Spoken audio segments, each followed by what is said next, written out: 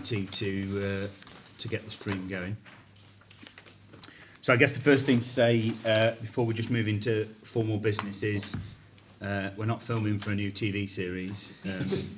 This is learning from COVID, the microphones around the room, to pick people up in a clearer way for the live stream, obviously, which makes the meeting a bit more transparent in terms of members of the public being able to either watch the stream live or watch back the meeting.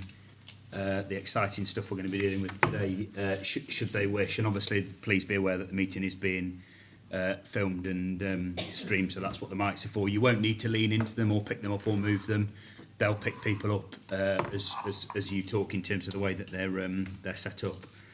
So just before we move into the formal business of the meeting, there are some presentations to make to former Fire Authority colleagues. So we've got 4 presentations to make today. So the first person that want to make presentation to, who's not here unfortunately, but I did get a chance to have a conversation with him and thank him yesterday, is Councillor Jonathan Wheeler. Councillor Roger Jackson, as leader of the Conservative group on the authority, is going to come and collect the certificate. Just before Roger comes up, I just want to say personally, I did say this to Jonathan yesterday, Jonathan Wheeler, that he was on the authority for 4 years. He served very thoroughly on the authority. I think I sat in a number of different committees with him, and indeed here in full Fire Authority, and he was always diligent in asking questions, always probing, always constructive, giving ideas. He obviously brought experience from the private sector, and I said to Jonathan when there was a change around after the election, he's missed. Obviously we welcome new members, but he is missed on the authority. So if you're watching or listening back, Jonathan, and Roger will certainly pass this message, thank you for your service on the Fire Authority. And Roger, if you want to come up to the front and present the award, I know Roger's going to make sure that Jonathan gets the award.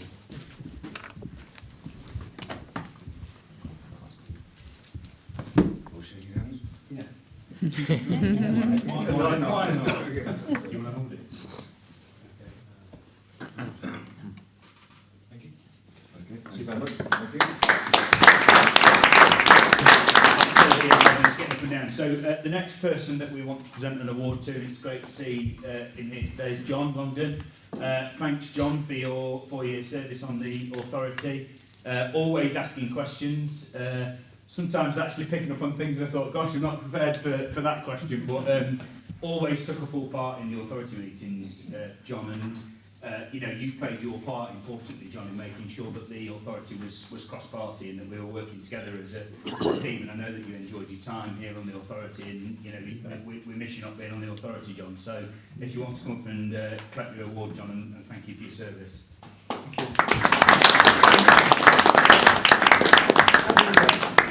That's a challenge in itself. Thank you. You should stand in the middle. As a former electrician. Yeah. No, thank you. Thank you very much. Thank you very much.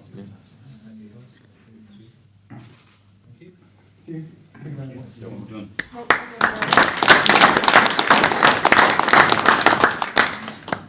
So next is Mr. Chairman of the County Council, Councillor Mike Quigley.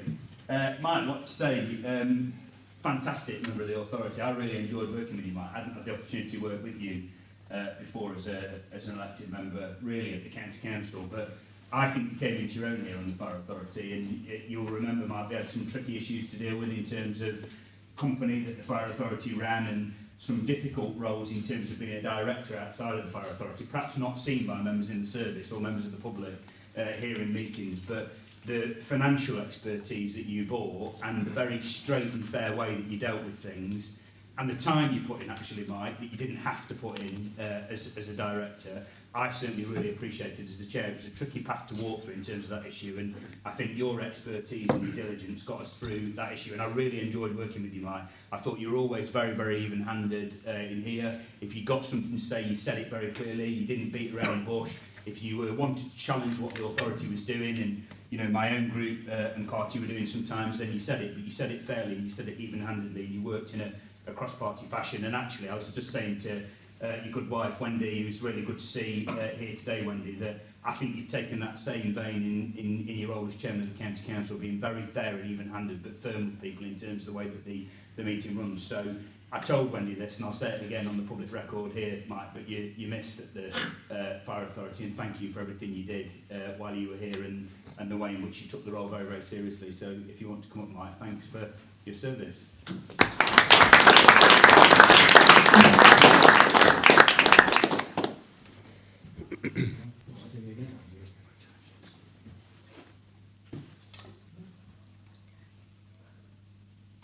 Thank you.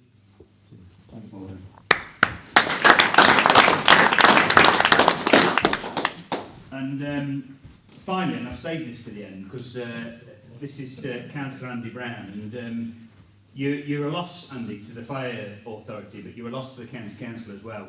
And the reason I've saved this to the end is because Andy led the opposition group on the Fire Authority. I was Vice Chair, I then became Chair, and it's fair to say that the collaborative cross-party approach we built in the Fire Authority would not have happened without you, Andy, personally, in the way in which you engaged with me as Chairman of the Authority, with other people around here, with John as Chief. You were always very fair in the conversations. The group leaders meetings that we set up wouldn't have happened without you contributing, and I enjoyed the conversations that we had, not just in the Fire Authority and in the group leaders meetings, but the picking up the phone and dealing with issues in advance of coming into the authority. And why does all that matter, working cross-party? Well, the last 18 months was a lesson.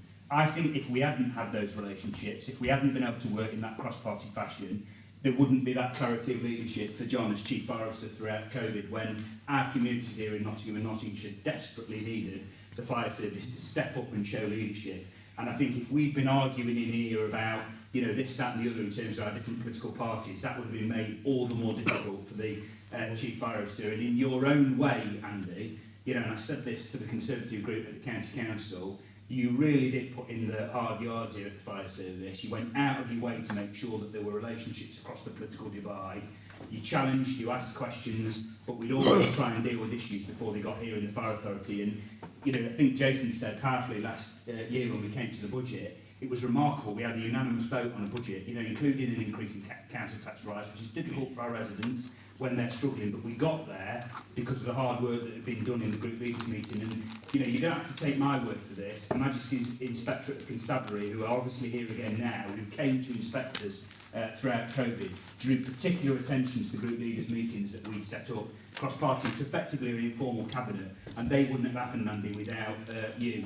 The final thing I'd just say is this, actually more so than being a professional colleague, Andy, and I said this to you when you stood down from the County Council, I was gutted when you told me you were going to stand down. You're from a different political colour, but I think you're a top guy. You became a very, very good friend, and I still classify you as a personal friend now, and I know from the conversations we had after you stood down that you still care about the fire service and the work that they do, not just across the county, but in your own particular community where you always gave support to members. So I hope you'll keep in touch, Andy, and I hope that if we do need advice, we can pick up the phone and have a chat to you, because I certainly always appreciated those conversations.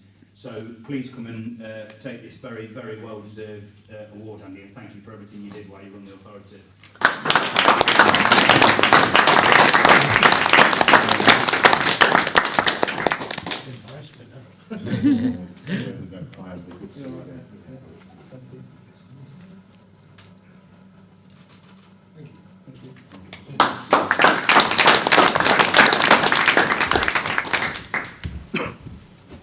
Okay, so the first formal item on the agenda for today is, I should also say, remiss of me, Councillor Vaughan Hopewell can't be with us, and Vaughan was a really valued colleague who obviously came without any political colour as an independent member, but worked very well with people across the political divide, and unfortunately can't be with us today, but the Chief Fire Officer is going to personally make sure that Vaughan gets his award for his full 4 years service on the Fire Authority. So Vaughan, thank you to you for the service that you gave on the authority as well.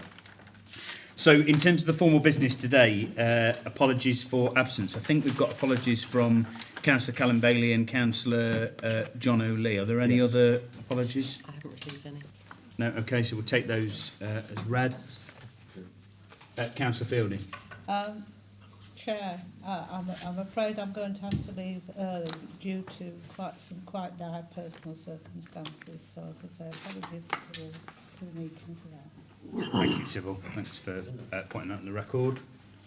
Item 2 is declarations of interest. Are there any declarations of interest from anybody? Craig? Chair, I'll take the advice of the clerk, but agenda item 8 is the Chief Fire Officer vacancy. I don't know where discussion will be guided by the clerk. There may be conversations where you might, as a potential candidate, you might not want me in the room. There's no reason why the Deputy Chief should leave the room for that item, given that we aren't making the appointment at this stage. Thank you very much. Thanks, Craig. Thank you to Clark for clarifying that. Any other declarations of interest? I guess this is an exempt item, but in relation to the exempt minutes, I did leave the meeting, Malcolm, you recall, not necessarily because there was a pecuniary or personal interest, but the issue in question falls within my county council division, and obviously with my hat as deputy leader of Gedling Borough Council. So I think when it comes to the exempt minutes today, just for consistency, I will leave the meeting and allow Toby to just preside over approving those minutes in relation to item 15. Okay. Any other declarations of interest from anybody? No? Okay, so we now got a few moments in terms of governance issues to go through. There's items 3A, B, C and D, which we'll take separately and in order, and I hope are self-explanatory. Unfortunately, we have lost Councillor Chantel Lee as a member of the Fire Authority. She has stood down for her own personal reasons as a city councillor, and obviously we therefore the city council appointing a new member to replace Councillor Chantel Lee. So we do need to note the appointment by the City Council of Councillor Nicola Heaton to the authority by Nottingham City Council. So colleagues, happy to note the appointment. Welcome Councillor Heaton to the authority. I know you'll bring lots of experience in terms of your role in the community, but also obviously your former cabinet experience at the City Council, and really looking forward to working with you, and welcome. I will just say in terms of this particular item, a thank you to Councillor Chantel Lee. She obviously was thank you. She was obviously take care. Chantel was obviously, I think in her short time here, and I'm sure colleagues would attest to this, City Council made a real impact and was a really valuable member of the HR committee and chaired the HR committee for us. And I know that Nicola will play a full and active part in the authority. So thank you, Chantal, and welcome to Nicola. Item 3B is to appoint Councillor Heaton as a member of the Community Safety Committee. So again, this is tidying up governance issues in relation to that change in place of Councillor Patience Ifedora. And also we'll take this together with item 3C to appoint Councillor Patience Ifedora as a member of the HR committee. So Patience moving over to the HR committee and Nicola taking the role on community safety. Colleagues happy to note that? Agreed. Okay. Okay, item 3D is to appoint a chair of the Human Resources Committee. So I'll ask for nominations from the floor. Councillor Battlemuch. Yeah, I'd like to nominate Councillor Patience Ifedora as chair of the HR committee. Thank you. A seconder for Councillor Ifedora. Thank you, Councillor Neil. Any other nominations? I'm not seeing any other nominations, so I'm going to move to the vote. We do need to vote on it because obviously it's the role of the authority to appoint the chair of the relevant committees. All those in favour of Councillor Ifedora being appointed as chair of the HR committee? That's a unanimous vote. I should say, remiss of me, welcome to the Police and Crime Commissioner. Good to see you, Councillor Henry, as well as other members. Thank you for being here. Thank you and congratulations, Patience. Look forward to working with you in your role as chair of the HR committee. I know your proud record of working on diversity issues in your own community in the city, so I know you'll do a really good job. Item 4 is the minutes. To approve the public minutes of the meeting held on the 23rd of July, which are page 5 to 12 in the pack. Any comments or questions in relation to the minutes? People happy that they're an accurate record? Agreed. Happy to approve the minutes? Agreed. Okay, thank you.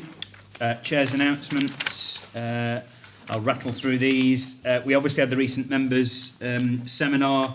Thank you to those who were able to attend the members' seminar. I certainly thought it was a really wide-ranging conversation about some of the issues facing not only the service challenges and opportunities, but also the wider fire sector. And I thought it was a really good opportunity for members to engage cross-party again, but also with officers and get to know each other.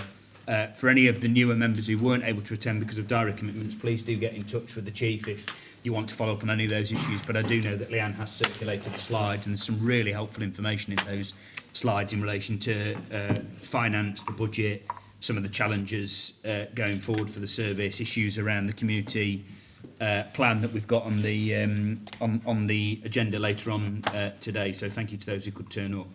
In terms of COVID, all restrictions have now been lifted in the service and we are back to business as usual.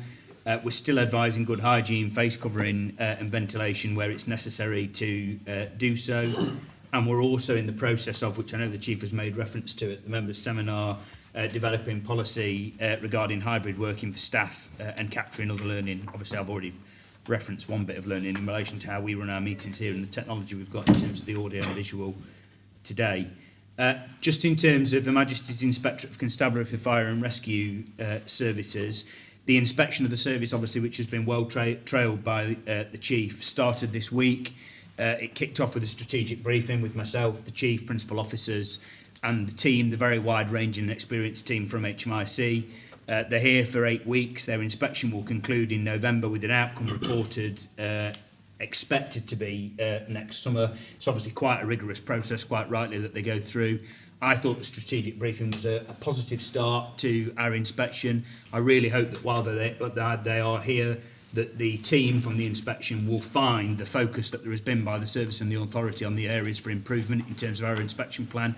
I know everybody in this authority cross-party, and I iterated this to the inspection team, have taken their role really seriously in terms of accountability and scrutiny of the areas for improvement. And to be in a position where we've made significant progress in ticking off all areas for improvement bar one, where we've been slightly hampered by our own provider in terms of some IT, but we're confident will be wrapped off and dusted up in the coming months, I think is a really positive story for us. And I hope to reflect that in my one-to-one interview as chair in a few short weeks with HMI Roy Wiltshire, who obviously was chair of the National Fire Chiefs Council previously and has replaced HMI Zoe Billingham as the new HMI. So thank you to everybody in the authority for the role you've played in terms of the response we've provided to the initial inspection in 2019, and let's hope for a positive outcome and that colleagues from HMIC have a good time while they're here.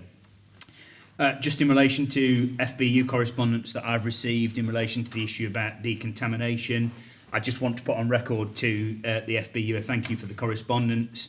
The issue that they've raised in terms of their national campaign around decontamination will be considered by the working group in our service that looks at contaminants in the workplace, which the trade union is already involved in. The safety of staff for us is absolutely paramount, and I want to say that clearly here.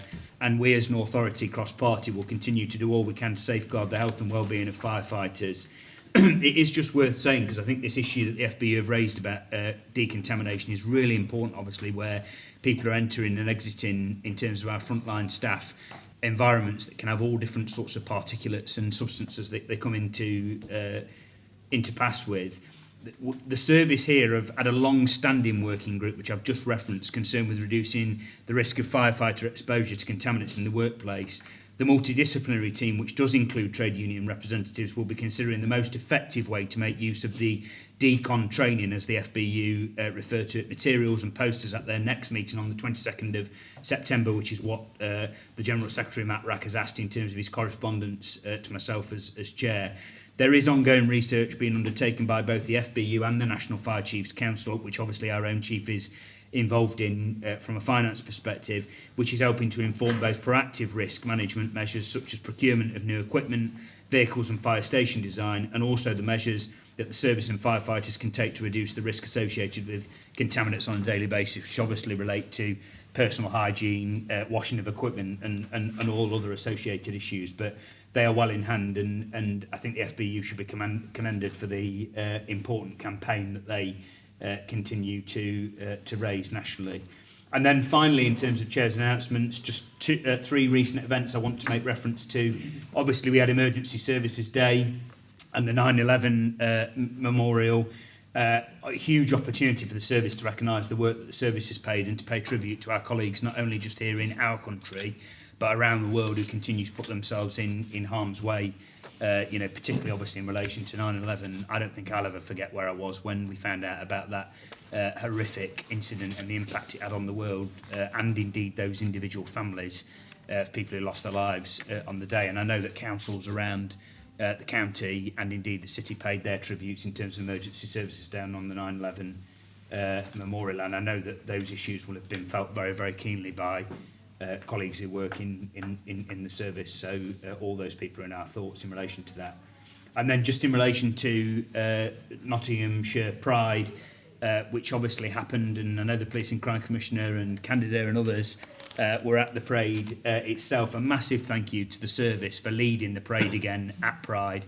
I was particularly proud that my own home station, Arnold Fire Station, provided the vehicle to be there, and indeed myself and the Vice Chair spoke at a Pride event, a specific LGBTQ plus Pride event at London Road a few short days after the Pride Parade, and very, very well organised by the team in the service. And I know it's one of many more events, so thank you to everybody. I was able to talk to your lead Police and Crime Commissioner from the police service, who was there in attendance at London Road, and I know it's just another example of where we're working really closely together in collaboration. And you know, I said at the London Road event, the Pride events continue to be really important. For those who don't think they are important, anybody looking at the increase in spate of violent crimes, horrifically violent crimes against LGBT people, Q plus people, on their own streets, in their own towns where they live, is horrendous. And the rise in particularly attacks on people from the trans community is a disgrace in a country like ours, and we all have to play our roles in stamping out this sort of violence and unacceptable behaviour wherever we find it. And that is a reminder about why the protests, the parades, the celebration is so important. So thank you to everybody in the authority, whether you're a member of that community or not. Being a proud ally matters just as much, and I think this service has a really good track record in terms of that. So that's Chair's announcements. Has anybody got any comments or questions they wanted to raise in relation to those particular issues? Councillor Battlemuch. Well, I just want to welcome what you said about the FBU's decon campaign. I think it's really important. I think it's important as an authority we need to be supportive. I know it's really important to a lot of firefighters, and you know, as an authority, it's good to be standing up and supporting our workforce and something like that. Thank you, Steve. Anybody else? Toby? Echo that on the FPU. I think it's very valuable. I just want to reiterate this, though, in terms of, especially over the last couple of years, I appreciate all the work that leadership have been doing on the inspection stuff going forward, but I particularly want to echo the points made around that the service itself has embraced the need for those improvements, and from top to bottom, it has been a really impressive piece of work. And actually, the things that we couldn't quite deliver on were not because of lack of trying within the organisation, but with external factors. So I'm not going to tempt fate, but I'm hopeful that that will be recognised in the final report from the Inspectorate. Thank you, Toby, and fingers crossed for when we hear back next year. Okay, item 6 on our agenda is Treasury Management Annual Report, which colleagues will be used to the format of seeing now. So, Becky, as our Treasurer and Head of Finance, are you going to... Yes, thank you very much, Chair. So this report is an update of the Treasury Management activity for the last financial year, 2021, as required under their Code of Practice on Treasury Management and the Local Government Act. It was quite a volatile year economically because of COVID, as you'll see in section 2.1 and the graph there. You'll see GDP going up and down, a bit like a yo-yo, and all the lockdowns. It made it quite difficult to plan our cash during the year and our borrowing, because interest rates moved quite significantly as well. At the beginning of the year in May, in May 2020, we did have to change some of our prudential indicators, which we very rarely do during the year, just to protect our cash position to enable us to borrow if we required it. things did calm down a bit after the initial ups and downs, and we didn't actually require those changes, but they were there just to give us a bit of flexibility. Interest rates are still around about the 2%. We're looking to, when we wrote the report, we were thinking that they were going to stay just about around 2%, but as you'll see now, the Bank of England are looking at that they might be nearer 4%. So the volatility is continuing into this year and next year, and we will be looking at that as we plan our budgets going forward, especially around key areas such as fuel, gas and electricity. So, you'll see in section 2.8 onwards the capital activity of the year. So we had a need to borrow of £2.3 million. We did borrow in March 2020, so we were up to our borrowing levels. We're about where they should have been at that point.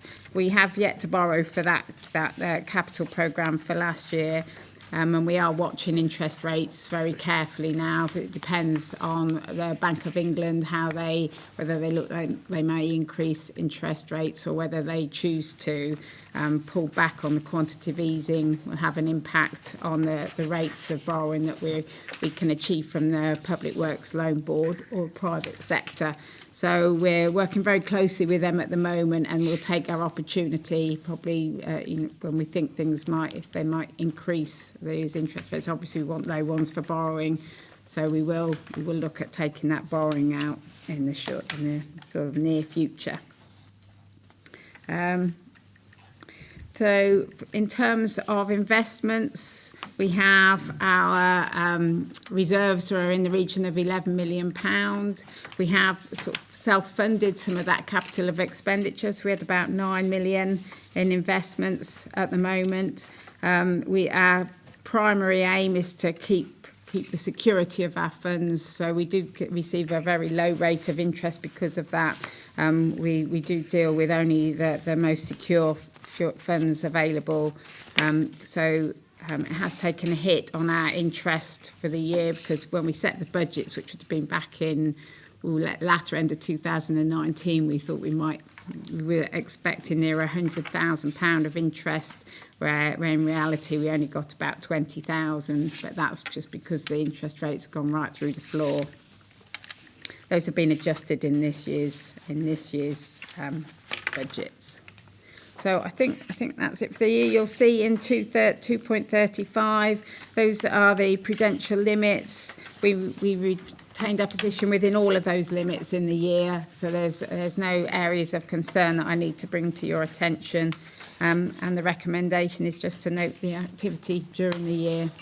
If anyone's got any questions, I'm more than happy to take them. Thank you, Becky. Any comments or questions? Councillor Zadrozny, Councillor Clark and then Councillor Jackson. Thanks, Chair. Just, I wondered if you could take the opportunity to explain to me page 21, the 3 bullet points of 2.32 about the increase in the boundaries. Yes, that was and the 10%. If you could explain what the necessity was. the 10%. Oh, 20 to 30%. so yes. So as I mentioned, we did take in March.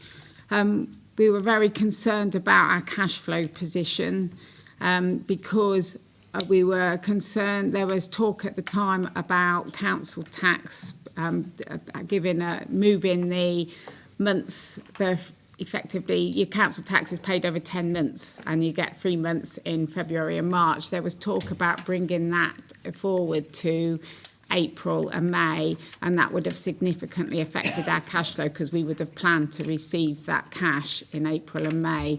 So that was we would have, in order to cope with that, we would have needed to increase perhaps take on some temporary borrowing, and that's why we increased those boundaries there of our borrowing limits, was to give us some flexibility, was it needed, and so the increase in the loan maturity profile for borrowing under 12 months, the purpose of the maturity profile for borrowing is to try and even out any risks of us having to pay pay back and retake out those loans, if we end up with everything falling, all of our borrowing falling through in 1 year and interest rates are really high, it creates a risk for us. So we have, you'll see in the table the low maturity at the bottom there. We try and spread it out over the life of our assets. But because we were looking at increasing some temporary borrowing for the purpose of our cash flow, that's why we wanted to increase that from 20% to 30%, just to give us some security. In the end, like I said, we didn't end up taking any of that borrowing out, but it was just to give us some flexibility if it was needed. Thank you. Welcome. Thanks, Jason. John? Yeah, thanks, Chair. Thanks to Becky, and as you can see, it's in a very efficient statement there, and we've been well kept informed. But there are some signs. There are clear signs across the country. The government's losing it, without a doubt. I've just been to try and get some fuel, and I've just seen this queues coming out of the fuel. At the stations. Some are empty, some aren't. That's not spreading panic, but somehow somebody's losing some style of management. We continue to print money, we're going to be in trouble. You know yourself, if you spend money we haven't got, you're in trouble. But I think at the moment, you've kept us, and your team, you've kept us very, very solvent. And as just explained, you've moved that around for reasons. And I think it's just a warning. We need to watch this very, very closely, because there's not just the fact of supply, drivers, all the other things that are going off, and it's not particularly a kick at the government. It's probably all governments need to have a look at local authorities and how they actually run, because we keep a very, very tight ship, which I commend everyone that's involved with it. But the warning signs are there, and we need to notice it and make sure that people, because it is, you'll see when you go out now, from here, people now beginning to this panic again. I suppose we'll be running out of toilet rolls and all that. But there's somebody at the top, and the press have a responsibility as well. So if there's any press in the room, take note the way what it's saying, because you are frightening people. People are frightened. They're frightened about their futures. And thankfully here, and I don't want to see Becky or any of the team go, but there's a lot of movement in local authority with officers at the moment. We've got very good officers looking after our finances, and I thank you certainly on behalf of my side, and I think right the way around the team, including the Commissioner, who's only just been with us for a while. Thank you. Thank you. Thanks, John, and thanks to the work that the Finance and Resources Committee's doing, chaired by yourself, is important, and as you said, Becky, keeping people informed and well briefed in terms of the issues, I think is absolutely right. Councillor Jackson and then Councillor Hollis. Thank you, Chairman. Yeah, actually, Becky's probably answered my bit of my question about borrowing from the questions from Jason and John. Actually, what exactly are we allowed to borrow against? We can borrow against capital for capital expenditure, but yes. Can we borrow a broad spectrum, or is it limited where we borrow against? We can borrow for the capital programme.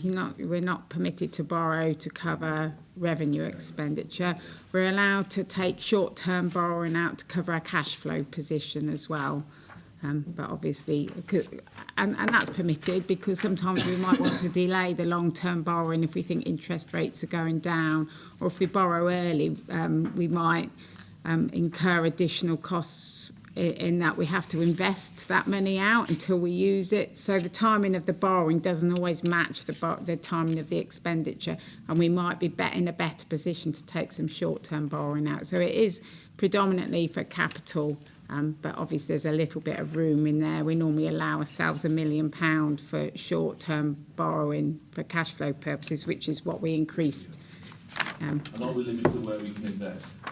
We have a credit. We take advice from Treasury Management advisors, and they give us a credit list.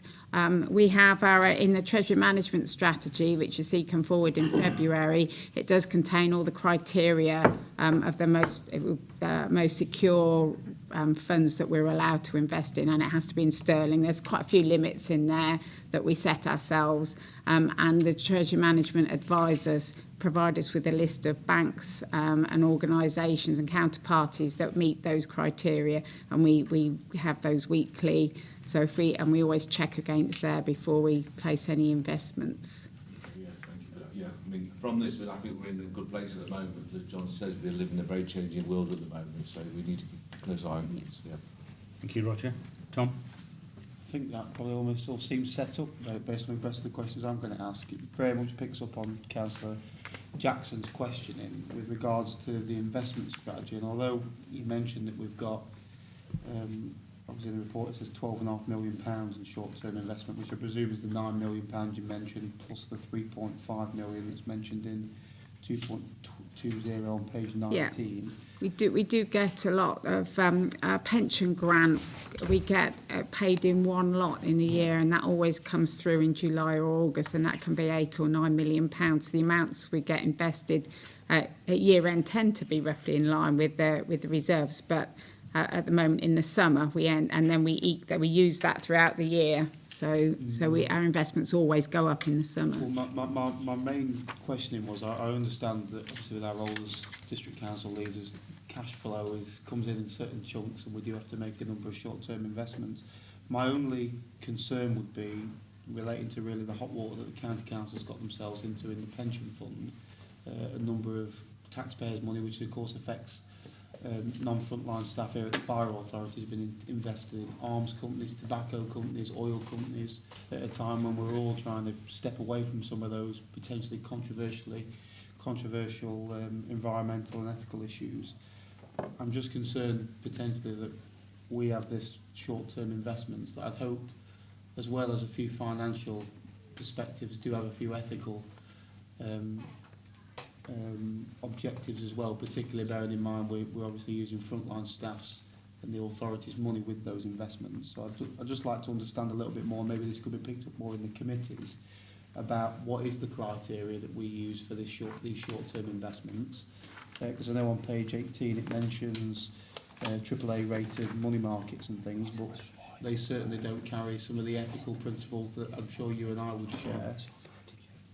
So that was really that. So I suppose some of the more detailed questioning can be picked up in the committee. Yeah, we do. All of our investments are just placed at the moment with high security level banks. So your pension fund will have a range of investments, including shareholdings in various companies. We don't do anything like that because, one, we're quite a small team, and we tend to just keep to secure banks, and the amounts that we've got aren't of interest. You know, your pension funds just is investing millions and millions of pounds. We're not anything near that scale. So the ethical nature doesn't really come into our investments very much, because we're not in a deal with putting investments with Shell, for example, which is, I know, a big. With respect, it does say that we do those things with relation to the AAA money markets. They obviously. Yeah, but we have never. Those are on the list, but we never have actually invested with the money markets. Can I suggest a way forward? So I think you ask a fair question, Tom. I think you make a good point. Two things, I guess, I've just said as chair.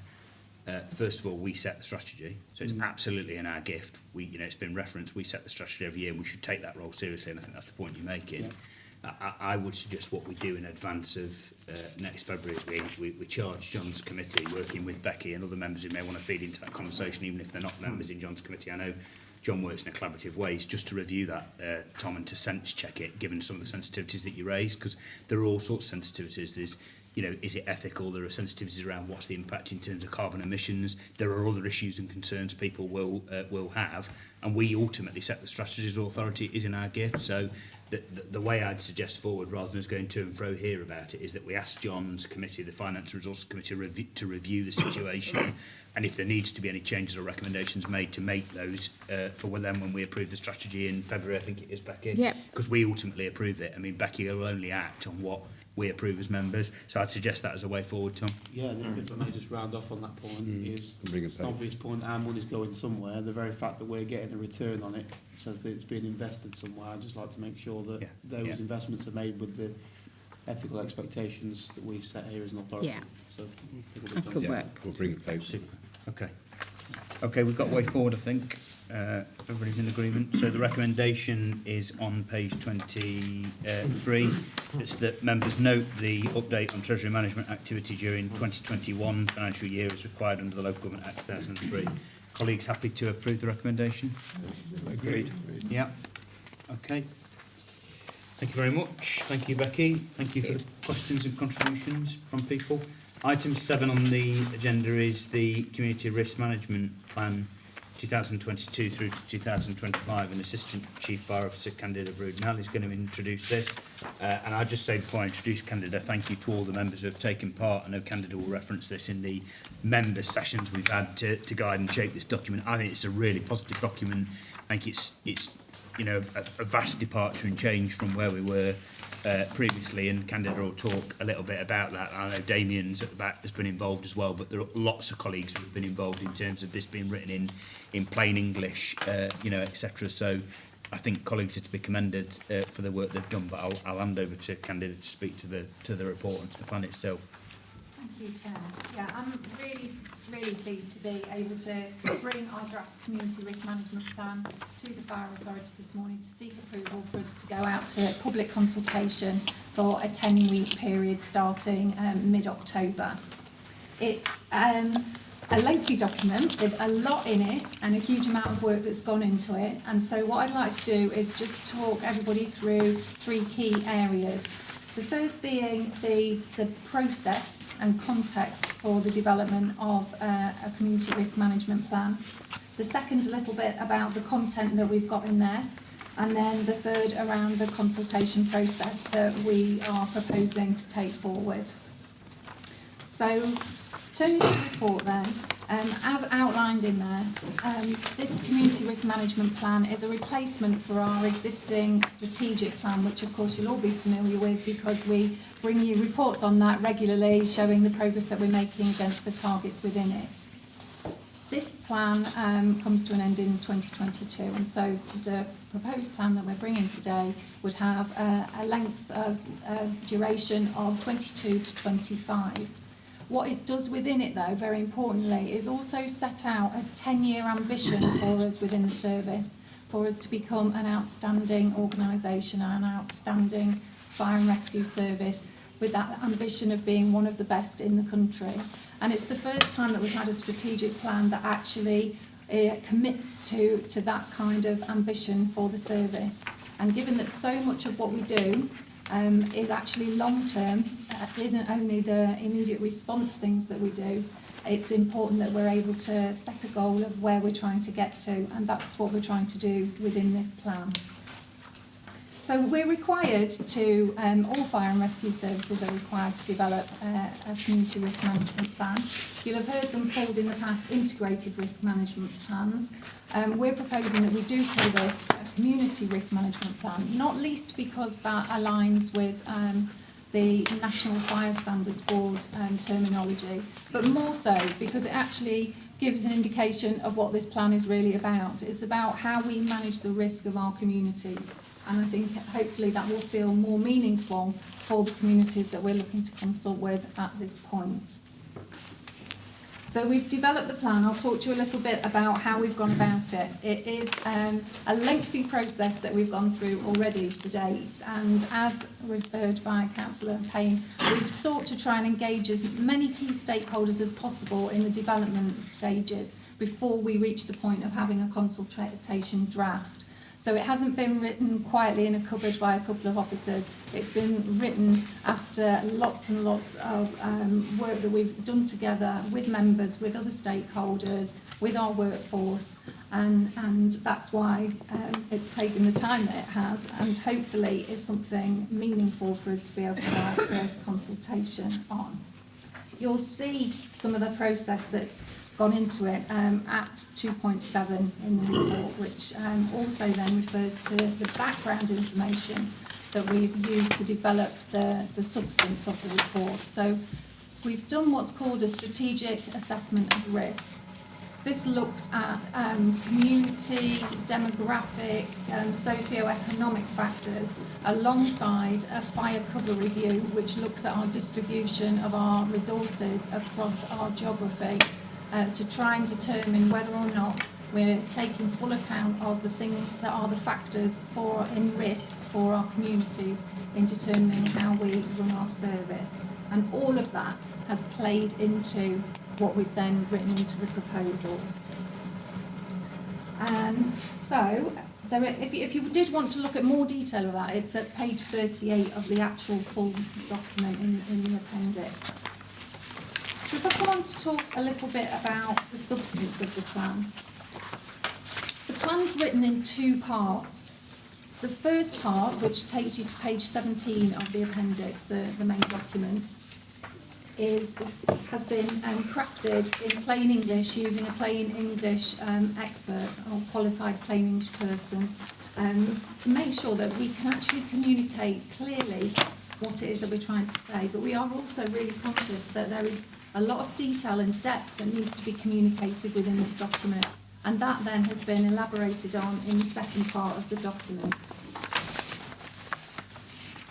Hopefully it's set out really clearly for you to understand, but there are 6 key goals that we are looking to achieve and have set out there. And I'll just talk you briefly through the content of each of those. The first 3 are about our core business. They're about prevention, protection and response, the things that the public would automatically know of us as a service. And what we're doing there is looking in goal 1 around how our prevention work will work. This has been a major focus for us in recent years, and what we're setting out there is not only a continued improvement around some of that core work that is our safe and well visits, but also broader work to engage with our communities to help us work together with them in order to keep them safe. In goal 2, we talk about our protection work. So this is the work that is around keeping buildings and so both domestic buildings and businesses safe and protected. And it also, if needed, involves our enforcement work. And again, in the light of the Grenfell tragedy, this has been a key focus of work and will continue to be. And there is still continued emerging guidance and law that will influence this strand of work over the next period. So it remains a very important area of work with a lot of time invested in making sure that we can be effective in it. Some of it, of course, is dependent on us working together in partnership, and we set out there clear indication that we want to continue to do that, working, say for example, continue working in the joint audit and inspection team alongside Nottingham City Council. Moving on then to look at response, this is the in goal number 3. This is our pledge to respond immediately and effectively to emergencies, and we know that everybody out there in the community, this is what they expect from a fire and rescue service, and this sets out how we intend to make sure that we continue to do that piece of work effectively, that we are there for our communities when they need us most. It sets out work that is already, some of it underway, such as the specialist appliance review. That work has been underway at the moment and will continue. There are many things within these pledges that are actually a continuation of improvement work that we've been doing for the past several years, and this is consolidating them into our future plans in a way that makes them embedded and effective, hopefully. So the next 3 goals are more about our style, some of the things that are a little bit more behind the scenes, about who we are and how we are. The 4th goal then is very much about our people. None of what we do can be done effectively if we don't have people who are well trained, well developed and have been recruited in a way that enables us to reflect our communities effectively. And this pledge, this goal, sets out the actions that we would want to put in place or will put in place in order to continue to develop that area of work. Already referenced today has been the Pride event. The service seeks frequently to be engaged at a community level in activity that helps present us as an employer of choice to improve diversity in our workforce, and we will continue to do those things and look to be creative and inventive about how we make that have the impact that we want it to have. But it's also important that we support our workforce once it is in post, and this goal too makes sure that there's continued work that we do around well-being to support our workforce. Moving on then to look at goal number 5. This is where we set out explicitly our ambition around becoming one of the best fire and rescue services in the country within 10 years. We know that we've been on an improvement journey. We know that there's still more to do. We also feel confident that we've been putting the steps in place and building the foundations to enable us to reach that place. So we think a 10-year vision and ambition is appropriate and achievable, and this sets us out and commits us to it. And it outlines there the kind of things we know we need to do, the nuts and bolts of what we need to do in order to stay on top of that continuous improvement journey. A lot of it is about ensuring that we have the kind of professional capabilities and capacity within the service that support from behind the scenes. And then that will help us make sure that the things like every year reviewing our assessment of risk, we can do that and we can tweak rather than needing to do it once every few years, so that we'll be on a rolling programme of improvement. And finally, goal number 6, some of that I think we've heard about in Becky's report already.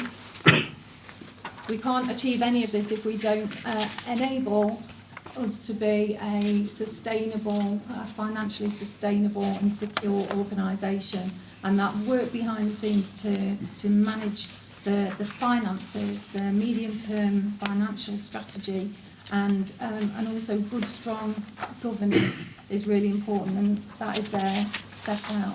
In this goal, you'll see there are a couple of things that we say that we would review. So, for example, the capital plan, so that we look at what is it we actually need to invest in order to meet the broader goals that we're trying to achieve. So if I just move on and talk a little bit about the consultation process. So in line with the framework that we brought to Fire Authority in July, we'd like to go out to consultation and using an organisation that has a vast experience of working with fire and rescue services across the country and has done a lot of work that has the methodologies and evidence behind their impact. And they would go out and do a series of quite typical exercises that you would expect around engaging with communities, and in a way that would make sure that we received representative samples and could show statistical evidence around the engagement that had taken place. But we also recognise that it's really important that the local flavour of our communities is able to engage and has some capacity, has some capacity brought to it within this exercise too. So alongside the organisation that we've commissioned to work with us, we'd also look to work with our own engagement teams who have those connections out into networks across our communities and enable some activity there that makes sure that we bring the flavour of our communities into the consultation. And I wouldn't want to neglect the importance as well of engagement here with our workforce within this whole process and with our representative bodies, who definitely we will be seeking to ensure that they're able to feed into the final version. I think, Chair, that was all that I would particularly want to say around the process, but the dates that we would be looking to run the consultation from would be 18th of October until the 24th of December, and I've informed the team that they can then spend Christmas Day working on the analysis. Great, thank you very much, Candida, and thank you for a comprehensive walkthrough of the report. It's an important report, and I think for us as elected members and community champions of the service and the communities we represent, those 6 strategic goals and commitments, I hope in the consultation we won't get anything controversial back. I don't think anybody would disagree with the strategic goals that are set out, but they are important. They are really important issues, and I know some of them have been shaped not only by the working groups we've had, but also by elected members here in the authority as well. I think this is a really refreshing document. I think it's very easy to read. I think the upfront 17 pages being written in plain English makes a massive difference. It's certainly not the style I would write in or others would write in, but there's a reason people like me aren't writing it, and if we need to engage people, we need to engage them at the level that people want to be reading these documents, not using our jargon and language that then makes the document exclusive and shuts people out of the conversations. I think it's a really good job, well done by everybody involved in the document, and I don't think there's really anything in it that colleagues in the room would disagree with. Are there any comments or questions in relation to this? John, and then... thanks, Chair. I mean, it's an excellent document, as we would expect, with you as the Chair and John as the Chief Officer. You know, it's quite clear, and an ordinary person can pick that up off the street and, you know, understand it. There's no doubt in that. Can I just raise a question on page 27, and it's on 2.9. We will help people stay safe from fires and other emergencies. We will do our side, but it's somehow, what I'm asking is, can we up the comms on this?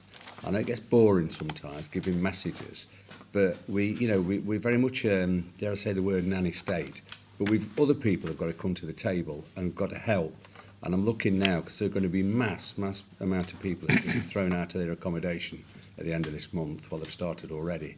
And those will be encouraged to go to places that aren't licensed, that aren't, safe. And I know it's difficult what we can do, because following on from that, we will improve fire safety in the buildings people live and work in.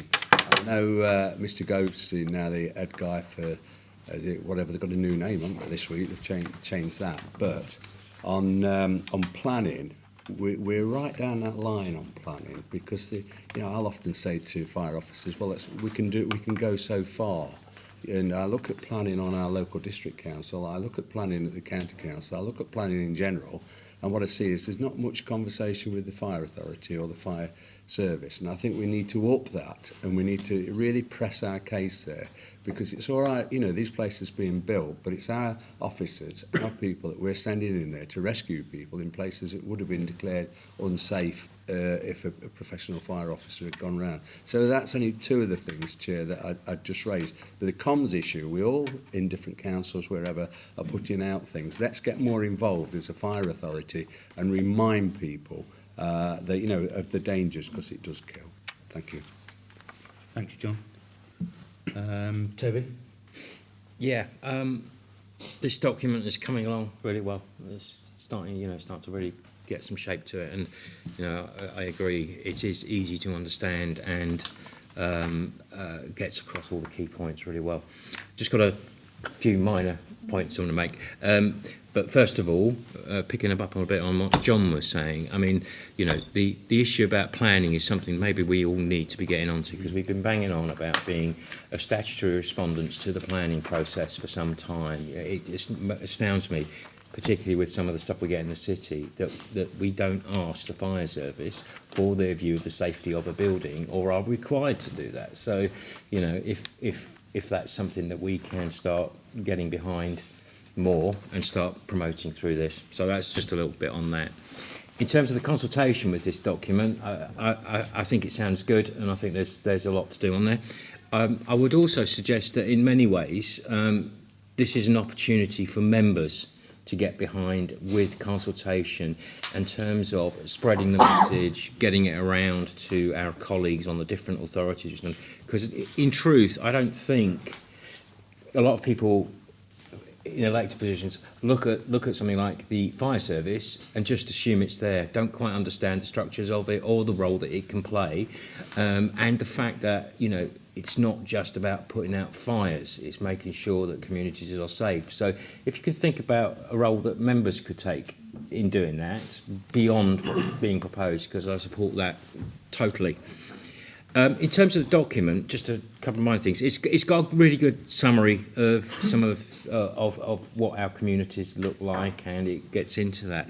Could I just make a general point about it would be useful to have some stuff in there about disability within the county, because it really only covers it under health and lifestyle. And there are other factors at play in there, and this is incredibly minor, and I don't want to make a point of it, too much of a point. I want to make a point, but not too much of a point. Where it says it talks about health and lifestyle, and when it talks about Charlie, it talks about lifestyle.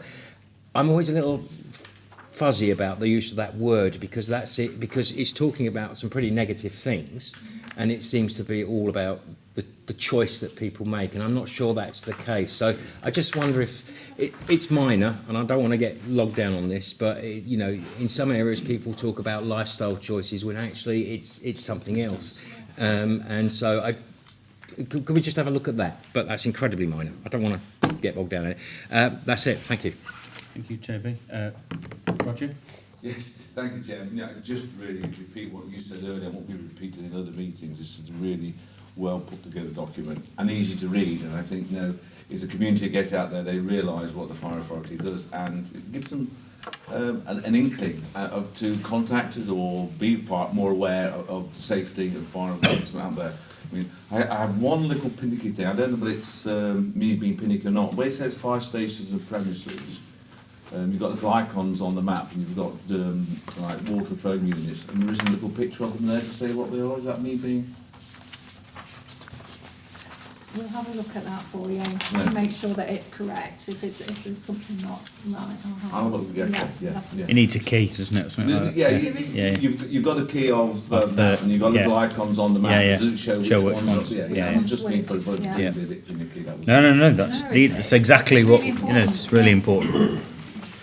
That's really helpful. Candida may want to say a few things, but just a couple of points to wrap up the reflections from members.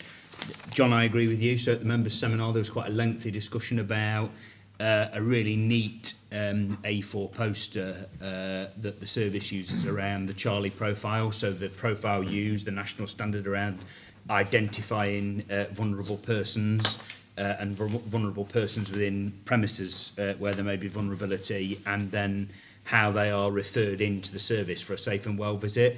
I asked, and it was supported by people cross-party at the members' seminar, that the service, and they are going to do this, circulate that neat A4 document to all members of Parliament, all county councillors, all city councillors, all district councillors, and the Police and Crime Commissioner's office, because when we're doing casework, when we're out the street in the wards, when our staff are out, you know, be it the bin men, be it adult social care staff, be it public protection teams, if we know, A, what the Charlie profile is and how you identify somebody who's vulnerable, but B, more importantly, how you refer into the service then for a safe and well visit, you're right, John, we can really start to up our game in terms of identifying these people, because we've got a critical role to play on the ground. And I think the point you make about communication for all agencies is really important.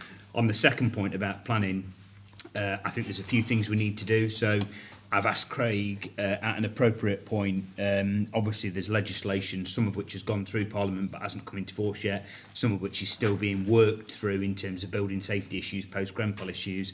Caroline and I, the Commissioner, have spoken about these issues, and I know that she continues to lobby on them because they have an impact on her colleagues in the force.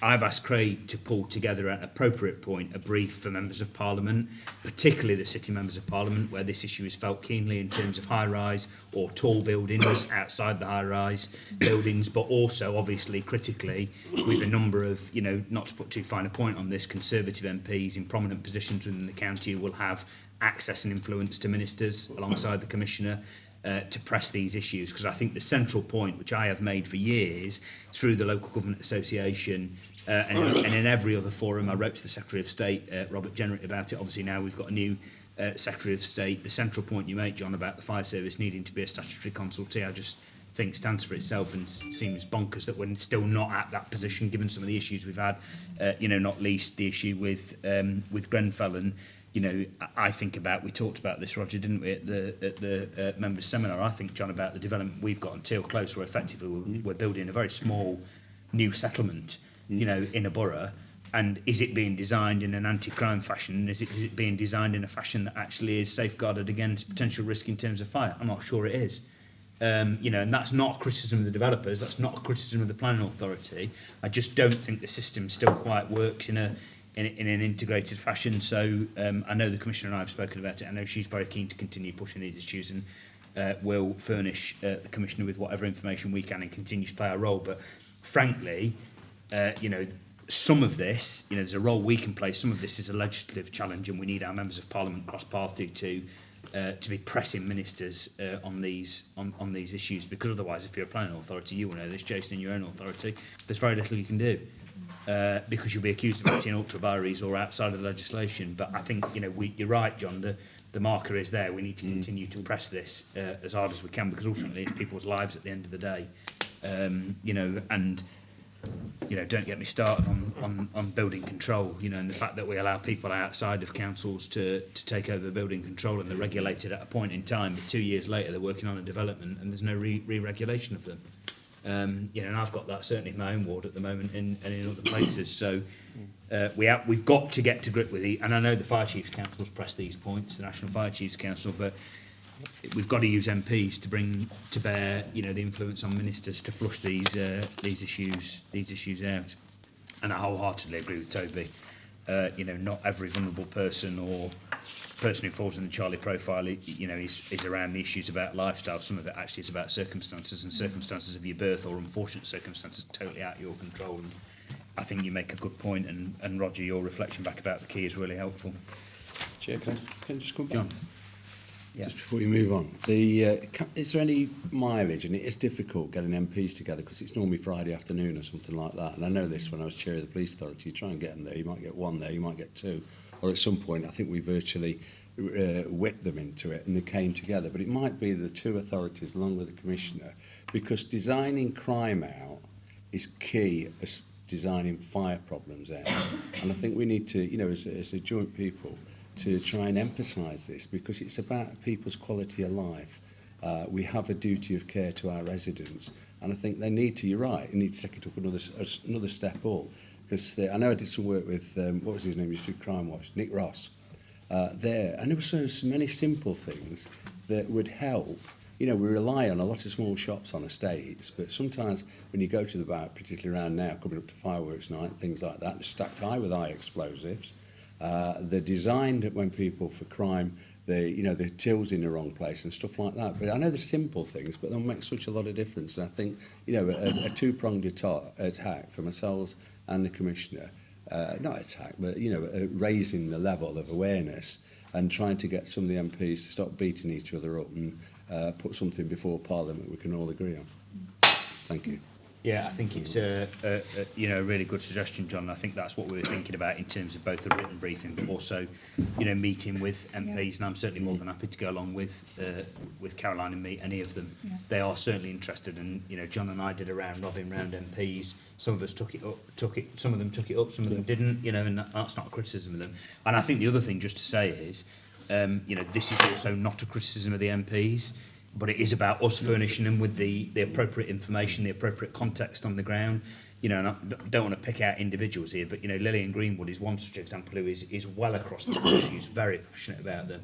I know speaks regularly to Toby and others, and I know the city are very closely involved with the work, that Craig is doing in terms of the inspections of these properties, and now it's then followed through in enforcement. So, and we met with, this is not like a party political point here, we met with Darren Henry, from Broxtowe, had a very positive conversation with him, and he did pick up some of the issues that we'd raised with him. So we've got to use the different networks. We've got the council leaders who have got relationships, the members here at the authority who have got relationships with individual MPs, and you're right, John, either bring them together face to face or at least get them a written briefing so that they're furnished with the information for when either the debates happen or when they're face to face with ministers or shadow ministers, and and I know the commissioner's already been doing some of that, with the Home Secretary and others.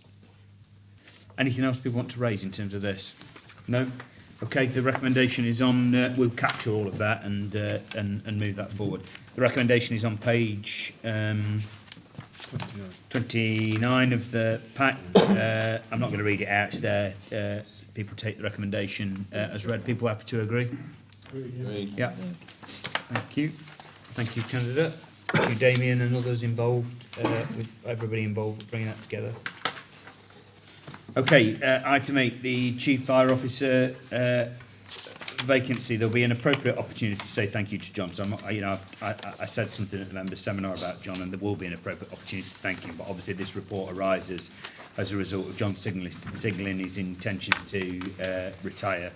I'll say more at a future point, but I think it goes without saying publicly at the authority meeting that John will be a massive loss to the service.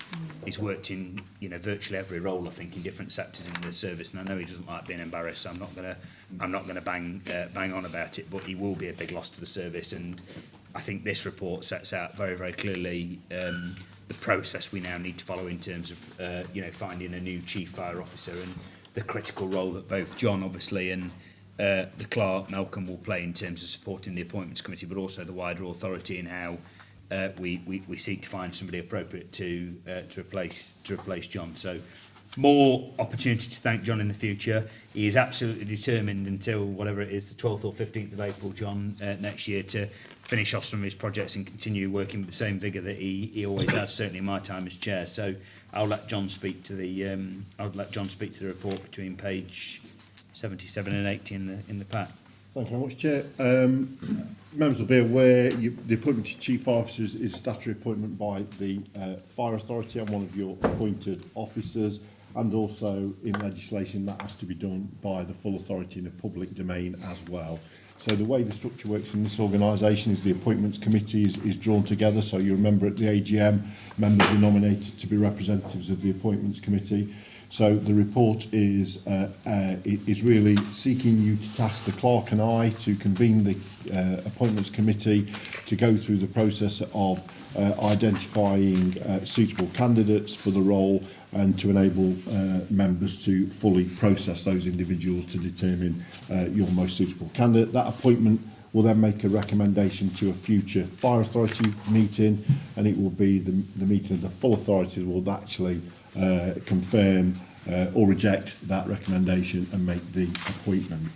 The process that we undertake for principal officer appointments was last done when we appointed Candida almost a couple of years ago now. In terms of that process, it is quite rigorous, it's multifaceted. It will use application form, presentation, psychometrics, operational assessments, stakeholder panel, and also a members panel. So quite a thorough process which gives you lots of information and different lenses to view the candidates and ensure that you pick the most suitable person, both for yourselves as authority and also in terms of fit for the organisation and the direction of travel going forward. So the full recommendations are for really the clerk in terms of oversight of the process to make sure we follow the process appropriately. Myself and my internal team to organise all of the necessity elements of the process and to draw you all together to make that happen. To give additional sort of reach into the sector, into the networks, we also use consultants. They also act as independent advisors to yourselves as well. So it's not just my view of the world, but you also get that independence. There are a range of consultants that we've used in the past. They can give you a very good broad overview of where the current tempo in the sector is, the opportunity and availability of appropriate candidates. So they're really good in terms of that external focus. So again, seeking to spend probably in the region of £25,000 to £30,000 in that support. It's not cheap, unfortunately, because they tend to gear it on the salary. So it tends to be quite high level for these kinds of appointments. Overall timings, we would hope to be able to pull the whole process together over the next few months, so that when you're sat here in December, the authority should have a potential candidate to be able to approve. That will then enable us to start putting in process the employment to give time for a handover before my retirement date on the 15th of April. As well as myself and the clerk, also Tracy Crump, our head of people and organisational development, she will be doing the main kind of work behind the system, and that department does all the kind of background work as well. Thank you very much, John. It's really clear. Councillor Jackson, Roger? Yes, thank you for that information, John. I just wonder how and where the job is advertised and what the process is. Yeah, it will be, by the very nature of the appointment, we'll be looking for someone with sector experience, probably already operating as a brigade manager within an organisation. So it will basically, within the sector, within the trade, so there's certain press within the trade, there's also National Fire Chiefs Council will advertise that for us for free as well. So, we are reaching out to a known audience. The consultants will actually also have a list of what they consider to be potential candidates, where they will actually approach individuals for consideration as well. So as well as overt advertising, there'll also be the kind of direct approaches to individuals who could be considered appropriate. I think it's probably worth me just a word of caution, as is quite common now in many senior positions, be it either chief constables, chief fire officers, or even chief executives, local authorities. the pool is quite shallow, if I'm honest. We would not expect a huge number of people to apply. Unfortunately, probably 50% of roles such as this probably only attract 1 or 2 candidates. So it is really important we put the work in there to make sure that we get the best possible range of candidates to apply. Some of that is about turnover. You know, there is quite a high turnover in the sector. Just within the fire service, bearing in mind there are 45 of us, 4 of us handed a notice in with a period of 2 weeks. So, you know, so there'll be 4 vacancies out there all around the same time next year. I think we stand well as an organisation in the sector, though. I think, you know, people look at Nottinghamshire as a good place to be, a good place to work, and so that stands in good stead. We know in terms of pay, we're kind of on the par in the rounds of averages across fire authorities. We're not the highest paid, but we're no means the lowest paid, and all of that matters, as well as ability to offer relocation package and things. So, you know, we will try and make the role as inviting as possible, and the consultants and advertising will seek to do that. I think if, you know, it should be advertised far and wide. I mean, even in the competition, you know, we get the right candidate. Absolutely, absolutely. Thank you, Roger. Anybody else? No? Recommend it, Tom? There's no shouts at me for speaking on stuff, so I'll limit myself to 50% of the items, Councillor. But I want to say, John, I appreciate we're not talking directly on you, but it was sad to see you hand your notice in, and as the third Ashfield representative around the table, it'll be sad to see you go, and obviously the next person we look at has to live in Ashfield, and that can go to the deputy. There's plenty of houses available. We'll have to keep the numbers up. But no, I obviously don't know you. I obviously don't know you as well as Councillor Drosney, but every interaction I've had with you, whether it be local conferences or down in Ashfield, and particularly with some of the sensitive discussions around Ashfield Fire Station and probably the changes we might have disagreed on, but you always made yourself open for the information I certainly had when there wasn't an authority member. But just to pick up on the comment you made with regards to the 45 and the 4 vacancies, how do we ensure that we attract the best applicant, bearing in mind it's probably unusual that many would hand a notice in a short time. I suspect COVID's kind of forced people who maybe were considering it last year to do it this time. How do we stand out in the context of we aren't going to be paying them the most? And is there any kind of effort been put into that? And then the final frustration I have, but this is across all local government, why the hell do we have to spend £30,000 on a consultant, bearing in mind I suspect at least 50% of the applicants will be internal, and I suspect the other 1 or 2 that we get apply will have probably directly approached, and it seems probably slightly frustrating, but I suppose that's form. Two bits, I'll take them each in turn. I think, you know, when you look at this position, it's weighted quite well. You know, in the rounds, it's a good place to be. Terms and conditions are good here. It's by no means the best. It's by no means the worst, by a long way. And I don't think pay, terms and condition would be a determining factor. That's what I would say. I would also say that the way this authority operates is also part of that. If this authority was an hostile environment, then that would not look attractive to a chief fire officer. So again, the positivity of how this authority operates is another bonus, I think, for Nottinghamshire, and again, that is well known. I think we're also well represented at the national level, either in terms of officers or with members, either current or past members have represented us on the national stage as well. So our visibility is quite positive across services. So I think, you know, that is another good positive. So yes, I think it will be a challenge, but we're out there, and you know, people have already started approaching me about, you know, about that, and it's about the way we communicate that and how we sell that, which does link to the consultants. You don't need to use the consultants. I think I would advise that you do, purely to give you that penetration into the sector, because they will have a far wider reaching knowledge than what we do internally. I also think it will give you an element of independence to support you in the appointments process. I have to accept I've been here all my career. You know, I have not a narrow view. I think I like to have quite a wide view, but in terms of what the current context across the sector, they would be able to bring that. And unfortunately, for this kind of level of role, that is the sort of going rate. I'd rather not spend it myself as well, but I do think it will add the independence, which I think is probably the most valuable element of what they can bring to the table for you. You have to lead Ashfield now. Nobody leaves. That was taken as given. Don't get out alive, apparently. Excuse me, Chairman, I actually... Thanks, Roger. Apologies. If there are no other comments or questions on the recommendation, there are more than one recommendation. Page 79 and 8D, that we task the current Chief Fire Officer and clerks of the authority to put in place a recruitment process for the Chief Fire Officer vacancy in consultation with the Chair of the authority, and we ask the current Chief Fire Officer, clerks of the authority and head of people and organisational development to support members of the authority throughout the selection process as outlined by current Chief Fire Officer in relation to presentation of the report.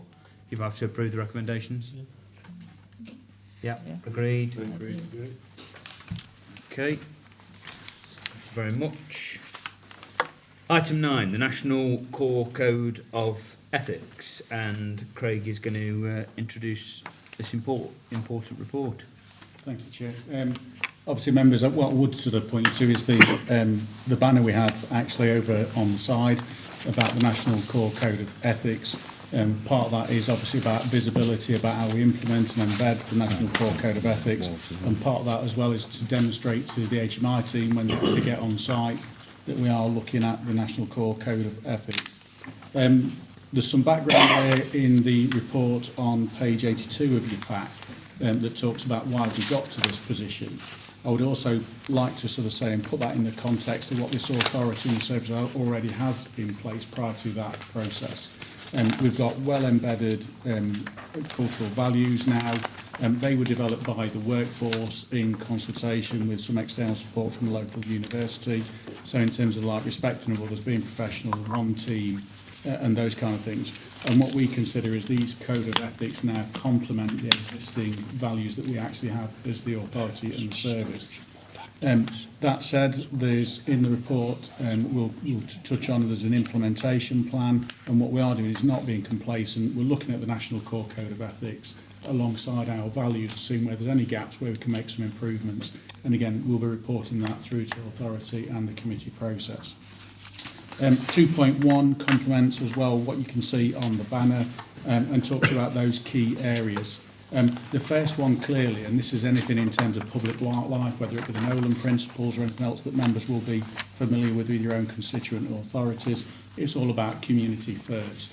And it's no mistake either that Canada's view of the CRMP, you'll notice creating safer communities are strapline, and prevention, protection and response for communities were the first three goals, followed by the diversity issue, our people being the goal 4.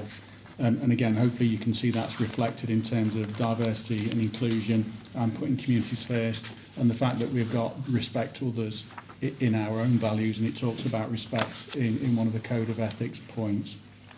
Again, this has been driven by a lot of the work around fire professional standards nationally.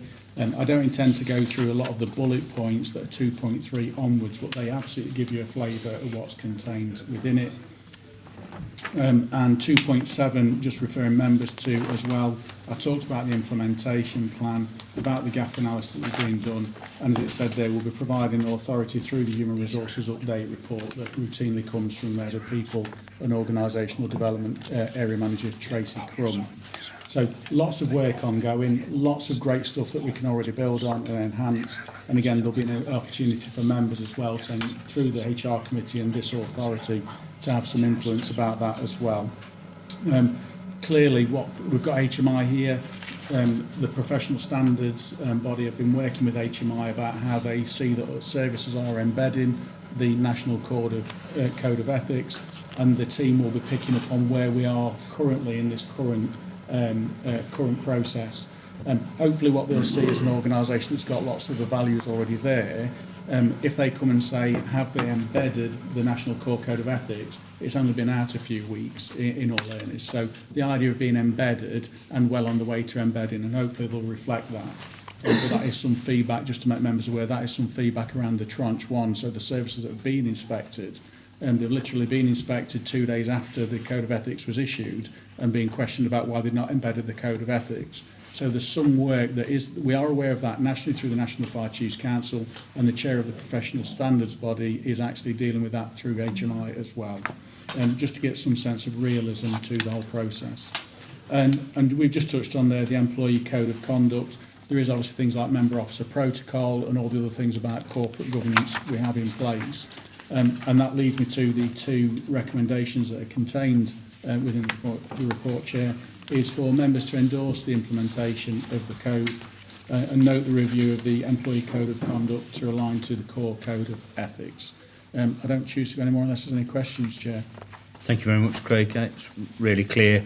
I mean, you know, I think the thing I'd say is it's there on our table, isn't it? It's absolutely critical. And, you know, the thing that pleases me is, you know, our values and our behavioural framework round the outside in the circle and in the circles that circle the ethics in the middle, the core code of ethics that have been introduced, our behavioural framework and our values in the organisation already speak to the issues that have been highlighted in terms of the core code of ethics that you can see in the middle of the diagram and on the banner behind us. You know, you can't have good leadership without having the values that are already set out in our behavioural framework and in those particular sets of behaviours that are highlighted. You can't have that integrity, putting communities first, the inclusion, all the dignity and respect without doing what our service has already been doing. So I think the answer back to the HMRC from us is it is embedded. This is about making it crystal clear that we are determined to ensure that the national code of ethics is embedded here, but actually we've got a good story to tell, I think, and a proud set of values and a proud behavioural framework, and the two of them dove together, I think, really, really neatly. If you look at the document and the diagram in front of us, the final thing I'd just say is we've obviously got a critical role not only to be exemplar in terms of these values as members of the Fire Authority, but also to hold the service to account as governors responsible for the service to make sure that these behaviours are being complied with. And it goes back to the conversation we were having about pride earlier, but other issues, you know, be it racism, be it homophobia, be it misogyny, be it bullying, wherever we find behaviours or values that are not in line with these behaviours, it's incumbent on us as leaders and governors of the organisation to challenge them. Even if it's our staff or amongst ourselves as members, call them out and tackle that sort of behaviour, because it's the only way that will change the culture of the service, which has obviously been subject to a number of national reports over the years. But I think we as a service have got a good story to tell in relation to this. So the recommendations are as Craig set out. Anybody got any comments or questions? Agreed, yeah. Move the recommendations. People happy to agree the recommendations? Yeah. Agreed? Agreed. Thank you very much. Thank you, Craig, and everybody else who's been involved in pulling that together. Sorry, Chair. Just excuse me. Yeah, of course. Next is item 10, joint headquarters collaboration update. I think Candida's speaking to this report. Thank you, Chair. This is a regular update that we've brought through to Fire Authority to give the progress that is there around the development of our joint HQ with Notts Police.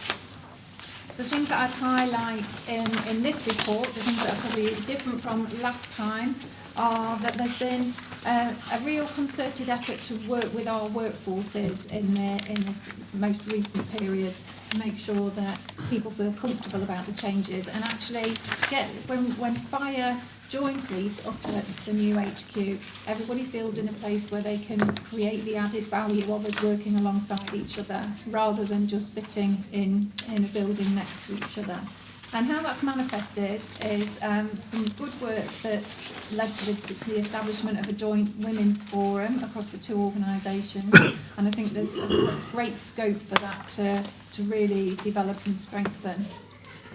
There's also been a range of internal forums which have gone down very positively, where we've shared information and worked with the workforce around issues that they might face and looked to put some more focused work in place as well. But also been able to highlight not only the great building that is being developed, but also some added bonuses like a feature we had around Pulp Friction, who will be our joint canteen provider. So the first teams that will be co-locating together will be when our fire investigation team move up there, and that is programmed for November. And then we're still on track for during next spring, the moves should take place. And on that basis, I think I've just moved to the recommendations, I think, unless anybody has any specific questions. Great. Thank you, Candida. Really helpful and so positive to see progress. And, you know, HMIC here, you know, John said this in the strategic brief. This is a fantastic example of how the fire service here in Nottinghamshire and the police are working very well together, both at a strategic managerial level, but also a political level. And thank the Police and Crime Commissioner for the way that you've engaged Commissioner Henry, you know, with the authority, not only as a member of the authority, but actually further advancing that collaboration. This is obviously a signature part of it, but this work in the individual stations that goes on, obviously in Hucknall, in West Bridgeford, you know, some of the work that's been going on in Carlton with the with Gedling Borough Council, the police in terms of a contact point, obviously the shared drone, issues around fuel, welfare, you know, lots and lots of collaboration going on. And I think this is really positive, and hopefully the move to the new headquarters, you know, will be really positive for us. Just in terms of us as an authority, so that people are cited on this, it is highly likely that we will continue to meet here right up until the AGM next year, which effectively will be June or thereabouts next year. And this building will probably by that point be a bit of a ghost building, because hopefully most of our teams will have transferred over, but that'll then mark a transition for us as authority, and there'll be space for us to meet, you know, at the new building. Multifunctional space for us to be at the new building as an authority going forwards. Any comments or questions people want to raise in relation to this, John? Yeah, thanks, Michael. Two really. One is on the cost, and I can ask Becky later about this. You know, in view, I mean, anybody that's bought any timber recently has seen the prices just gone, you know, mad. So that will have to be keep an eye on it, because I don't know. We're perhaps at the back end of it with the construction of that. I've not seen it, but there are costs associated with that. And the other is security of this building, because we're going to, when you leave this or start to show that it's going to be pretty empty, we're going to have to look at that seriously, because even though it may well get dropped to the deck eventually, at some point somebody will come in here and the scrap dealers and everybody else will be around. So we need to make sure we've got an eye on that. You read my mind, John. We had a long conversation about this at a group leaders meeting. I've got a personal interest in this because it falls in my county council patch, and I don't want a repeat of Rolleston Drive, you know, which I repeatedly warned the county council about, and in the end ended up in an arson attack. So, I mean, I think there's a few things that sit around what you said, John. There's the security of the building. There's what we do. For me, you know, it's as detailed as, and I know that Terry's across this, and I know the chief is. What do we do with the kit that we're not taking from here to the new place? You know, can that be used by other organisations? Could we be providing it to charity? You know, what are we going to do with it? I think we need to be really clear, detail by detail, what our plan is. But I know that colleagues in the States are across this, and you're right, John. We need to make sure that it's not a magnet for, you know, for thieves or other people wanting to make mischief. Given the fact that it sits in the heart of an absolutely beautiful country park, but also sits adjacent to some very historic buildings and some people who live here, you know, are residents, and we've got a responsibility to them as well. So I know the chief is taking that point seriously, John. But it's a point well made, because we have seen mischief made on sites that are publicly owned that you know, stand derelict for a while, and an appropriate point. I'm sure the chief or somebody will brief members about the arrangements for that, John. So it's a point well made. Commissioner Henry, and then I'll bring John in. Just to say, I have regular conversations with the States, the police force, and it is coming in on budget and on time. So. Brilliant. Yeah, I'm just going to confirm exactly the same thing. There's been quite a lot of value engineering work gone on throughout the project. £18 million total project in total quantum, so quite significant for both organisations. Been ongoing for 2 years, so you know we have been subject to some of those pressures. But some sterling work done collectively between us around the value engineering, and we've had to adopt, you know, and adapt. There's no doubt about it. We have to adapt through the process, but bang on time and on budget. That's been one of the clear strategies we've had. And as the chair's alluded to, under Canada's stewardship, a lot of work going on to secure this premise after we've left it. The majority of staff will be going from here to joint headquarters, probably in the period January to March.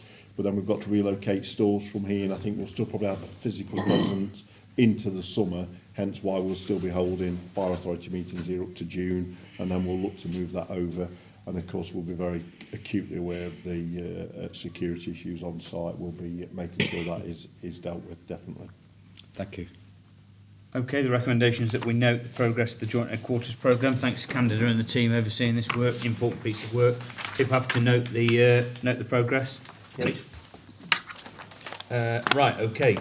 Final few items in terms of the agenda. The Annual Report of Information Governance 2020-21. Candida?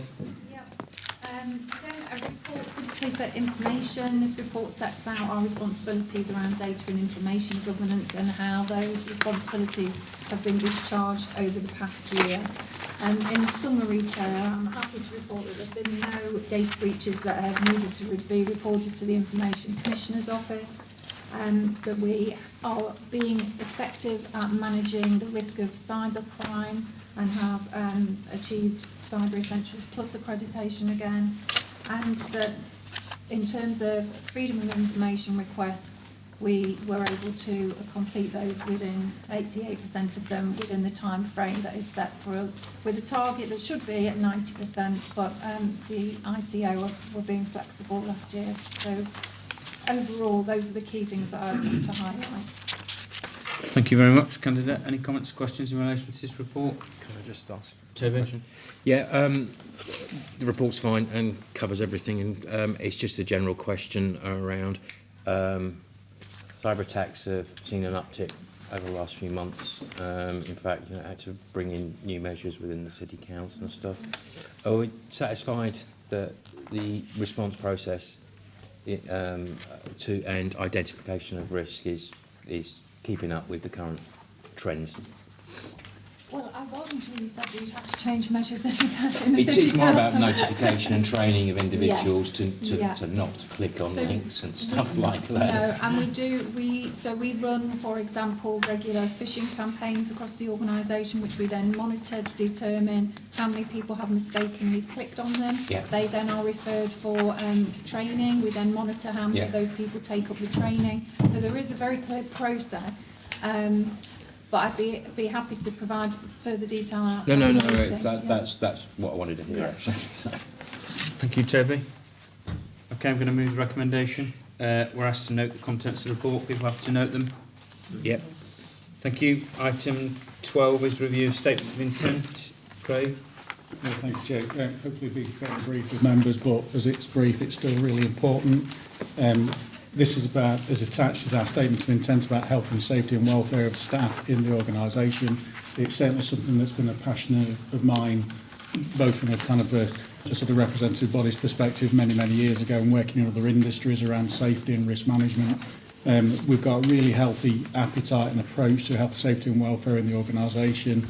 As you might expect in a fire service, we've got great engagement across the workforce around this area, and really bringing it here is for members to kind of endorse it is the icing on the cake. What it demonstrates to the workforce, of course, is that you take seriously the job that we do in terms of making sure that our staff are kept safe and well, not just in terms of what they do out in the workplace, but also things like mental health and well-being that comes into this as well, in terms of well-being strategy. So it's really to re-endorse the commitment as opposed to endorse Chair, for members if there's any questions. So very brief but very important. Thank you, Craig. And given what I said earlier in the Chair's announcements about decontamination and the FBU's work, this is critical. And I think the positive thing for me is this is a joint piece of work. It's a commitment by the service, by the authority and by the representative bodies working together, as you said, Craig, to make sure that people are safe and well in terms of the important work they do for us, whether they're a firefighter or whatever role they play within the service. So the recommendation is on page 129 in the pack. And any comments and questions on the recommendation? Yeah, just a quick one, Michael. It's just on the the equipment used by employees to do their work, and obviously health and safety is key in that. And it's really on the ordering of this stuff. And I know in this authority before we've been told that a substantial amount of fire equipment comes from Germany, from France and places like that. And in view of the Brexit delays and paperwork and everything else, are we making sure our managers, they think, well, that's wearing out, it'll last so long. But in some cases, I know things we've ordered as our local authority in Gedlin, it's taken 6 months to, it's 6 months on their cameras and things like that, which is specialised that come from Germany, do take 6 months to get through all the melees of paperwork and everything else. So it's something that's really vital, like a carabiner or something like that. I know we've got plenty of them, but if they are a bit looking as though they're going to be failed, we're going to have to make sure we order earlier. Yeah, coming as well. In our corporate risk register around business continuity, access and supplies is looked at routinely. In fact, even today there's been a discussion and email against the senior leadership team around, because of the current thing, so the crisis apparently, or the drive for panic through crisis, we're going to have a look at supply chain again, that firmly sits under Candida. Yeah, and I've spoken this morning with our head of procurement just around this issue, and several months ago when there were first issues being reported around HGV, for example, we began to stockpile on certain things that we knew there was big turnover of. So, for example, things like smoke alarms to make sure that our safe and well visits can continue, and PPE. We've got a bigger amount in store than we ordinarily would have just because of that. And they're looking at forward planning beyond the usual turnaround times and usual stockpiling levels. Thank you. Thank you, Candida, really helpful. And an important point that you raised, John, and people clearly across the issues, but yeah, there will be ramifications and consequences of some of what's going on. People happy to approve the recommendation? Agreed. 829? Agreed. Okay, finally, before we move on to exclusion of the public, is item 13, which is the Environment and Sustainability Policy Update. Craig?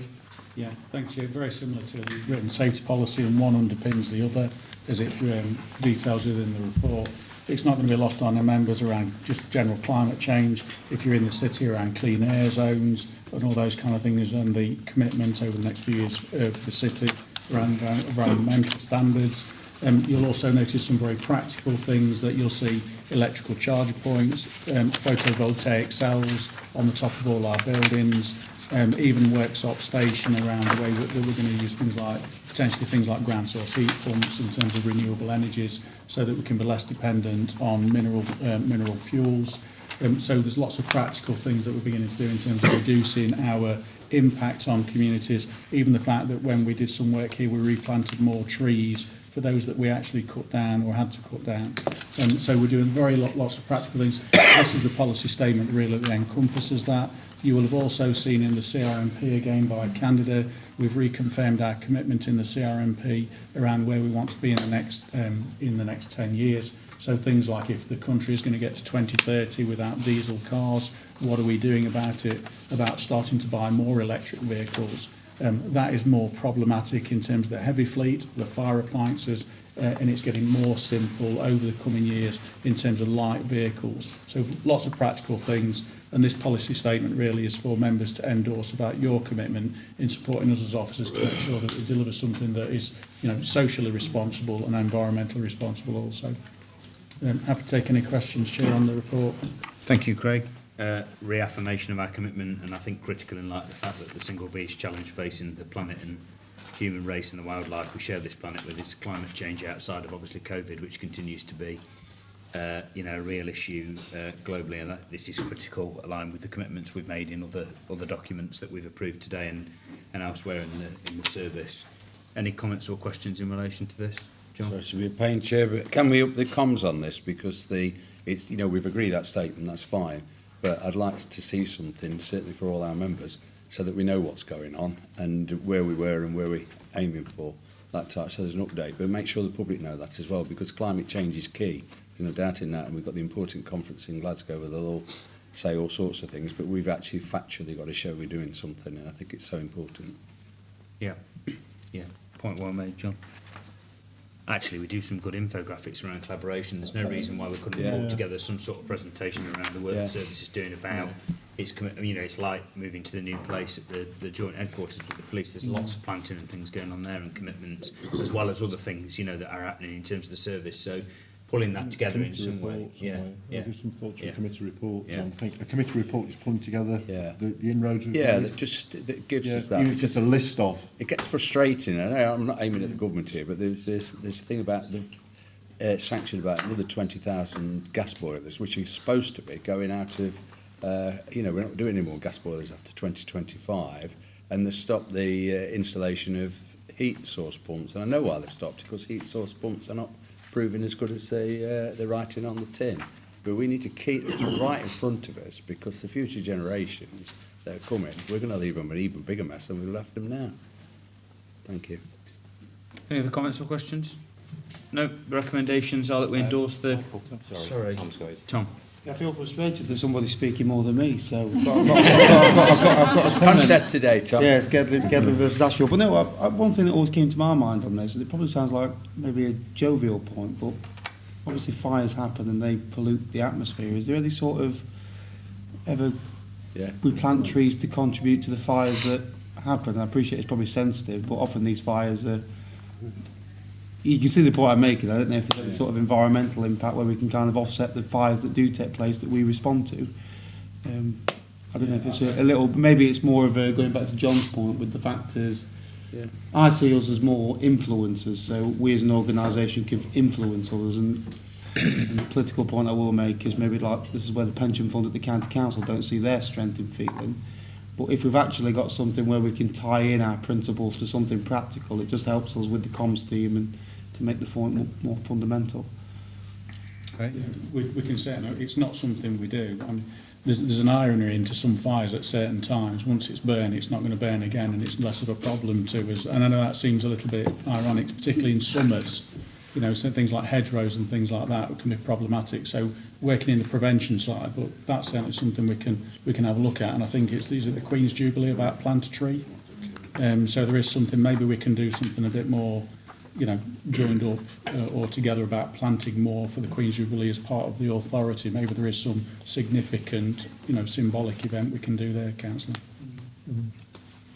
I mean, we're moving into... I've had a chance to speak to the Commission about this, and I don't want to spring it on you, Caroline, but we're moving into Sherwood Lodge, which is obviously sat in the beautiful grounds of Burnstump Country Park, which is in the ownership of Gedling Borough Council, other than obviously the curtilage of Sherwood Lodge, which is now going to be effectively our joint headquarters. And it just strikes me that there's a tripartite project there, isn't there, around the Queen's Jubilee about planting thousands of small trees in Burnstump Country Park that the authority could support, which would make a massive contribution to offsetting some of the carbon impact of the new building. So we ought to have I know there's already some planting close to the site, but there's potentially another community project there, isn't there? Always up for that, but there definitely has been some planting as part of the board as well. Yeah. So we'll give some thought to that as well, John. Yeah. And get authority members involved.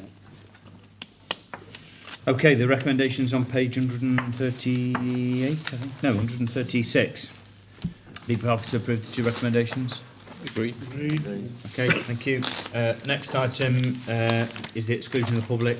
I'll take us through this, but then I'm going to, just for the record, going to leave and let Toby just chair the approval of the minutes. So, item 14 is exclusion of the public. To consider excluding the public from the meeting during the consideration of the following item in accordance with Section 100A of the Local Government Act 1972 under Schedule 12A Part 1 on the basis that, having regard to all the circumstances, the public interest in maintaining the exemption outweighs the public interest in disclosing the information. So people happy to approve that and